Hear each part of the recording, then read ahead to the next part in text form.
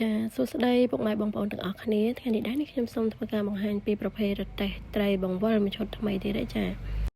ដែលភ្ញៀវរបស់យើងគាត់បានកំងជារទេះទី3របស់គាត់ហើយចាគាត់កំងឲ្យប្អូនផងកំងឲ្យអ៊ីគាត់ផងចា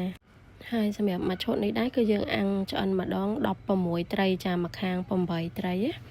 ហើយសម្រាប់ម៉ូទ័ររបស់វាវិញគឺយើងវិលដាច់ដライពីគ្នាតែម្ដងចាការរៀបចំច្បាក់មួយយ៉ុងម៉ូទ័រពីរឈុតផ្សេងដាច់ដライពីគ្នាចាអញ្ចឹងបើសិនថាបងប្អូនអាំងមកជាហៀងខាងណាដែលថាឆ្អិនហើយគឺយើងចង់បិទភ្លើងអីគឺយើងអាចដកដូចមកជាហៀងនឹងបានគឺវាឈប់ដំណើរការហើយបើនិយាយពីរូបរាងវិញគឺសមល្មមតែម្ដងចាអត់ធំពេកអត់តូចពេកទេចាហើយអានេះម៉ូទ័រច្បាក់មួយយ៉ុងរបស់យើងមកខាងទៀតនៅខាងនេះនិយាយរួមទៅគឺងាយស្រួលខ្លាំងមែនតើចាអញ្ចឹងសម្រាប់ពុកម៉ែបងប្អូនដែលគាត់មានតម្រូវការមិនថាប្រភេទអាំងទល់មុខគ្នាបែបហ្នឹងឬក៏អាំងមកជាហៀងអីគឺអាចធ្វើការកម្មង់បានចាតាមរយៈเพจនេះផ្ទាល់ឬតាមរយៈលេខទូរស័ព្ទដៃរបស់ខ្ញុំ3ខ្សែនៅក្នុងវីដេអូនេះបានចាហើយក៏អរគុណច្រើនសម្រាប់ការ